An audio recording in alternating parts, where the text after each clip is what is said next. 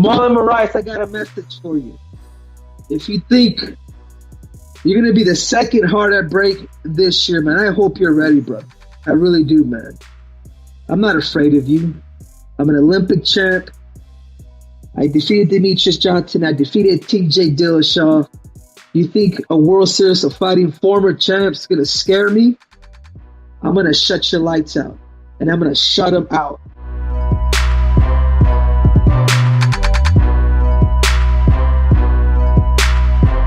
And the time comes now, everything's serious. I'm taking this really serious. If it's June 8th, we are 3 months away, like 12 weeks. And this is my life, you know, this is all I work for. I'm a step closer and it's about to go down, you know, and somebody's gonna go down and that's definitely not me.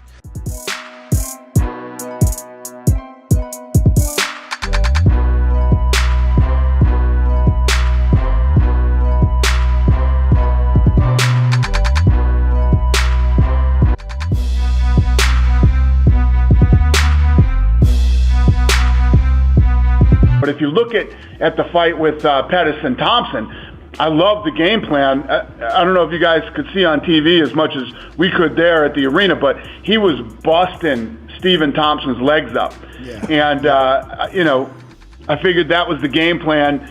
With that karate stance, the way he bounces up and down, he was able to land leg kicks outside, inside on both legs, and Thompson would switch up stances, and he was really getting his legs. And then the plan was get him into the later rounds and then slug it out with him, and it worked. I wonder if that was because, you know, Thompson threw a kick and put him up against the cage and then jumped back a little slower than he normally would have and was not able to get away from that punch. And I wonder if that was partially because he was being kicked, if he lost a little bit of bounce that early.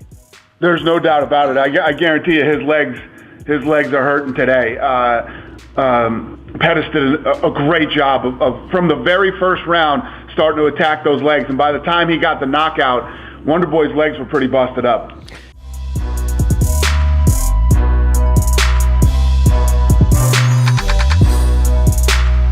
If it was up to me personally, yeah, I would give him a rematch. I mean, Tyron, I believe, has been an exceptional champion, a great guy, great dude. Nothing but love and respect for Tyron. You know, this was all business. I just couldn't sit and way back in the shadows and let this other clown run his mouth and talk himself in and out of fight, the title fight. And so it was my time. You know, that was my time to go out there and do what I do, and I did. So nothing but respect for Tyron. If it was just up to me, of course I would give him a rematch. But it's not just up to me. You know, there's a lot of other forces involved that run the company. So it's not just my decision; it's their decisions as well. So if they feel like they want to go in a different direction, there's nothing I can do to change that.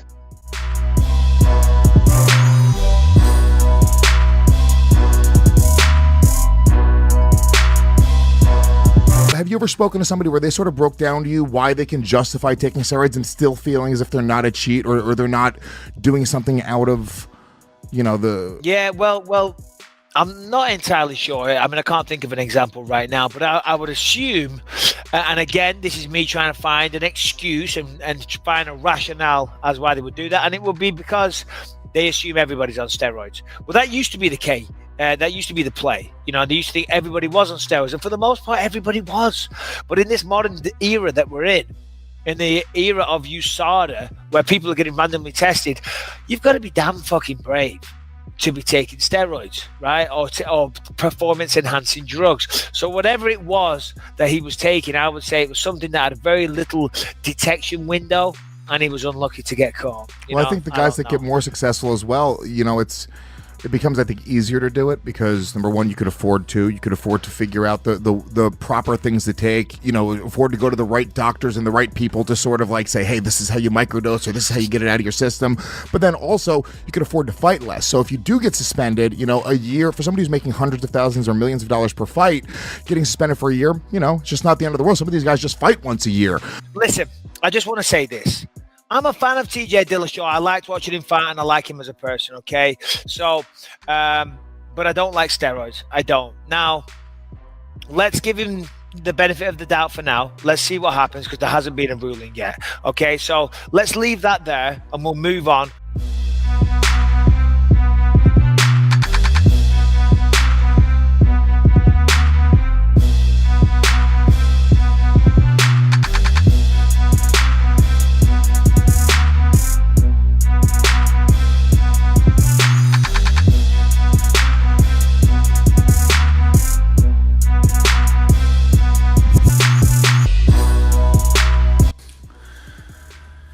Time for a little shit talk.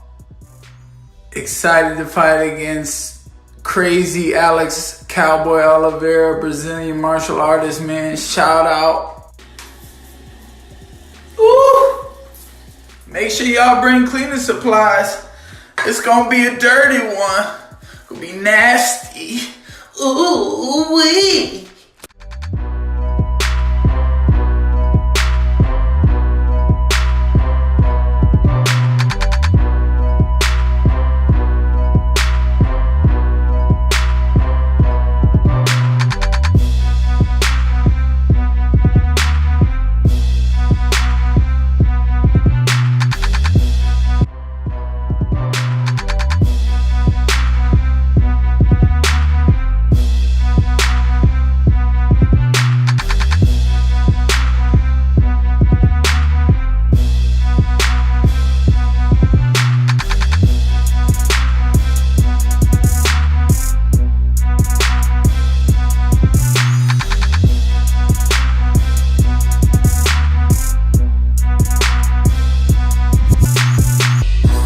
I think that Conor is an egomaniac, and I don't mean that in a negative way, even though that's probably how it sounds, but I mean it that he almost like needs something like fighting to make him feel like bigger than life. Yeah. Does that make sense? Like, even though everyone looks at him as bigger than life, I just know, like, I can see a fighter, and I know a fighter when I see one, and Conor McGregor is a fighter, and I just don't think that he's done. I don't think that his spirit is gonna flourish until like he really feels like he's done what he set out to do. And that might sound crazy because I know he's done a tremendous amount, but I still don't think it's enough. I think he's gonna want to fight at least a couple more times. Sure, he has enough money. Sure, he's famous enough. Sure, he's got his whiskey. He's got everything that a normal person would be like, dude, why would you ever work another day in your life? Why would you ever get punched in the face again? He didn't start getting punched in the face believing that he was going to make that's not why you start doing this. You know what I mean? Like, I guarantee you saw him on those small cars back when nobody knew who he was. And the reason that he fought is still the same reason why I believe he will come back to fighting again, at least once or twice.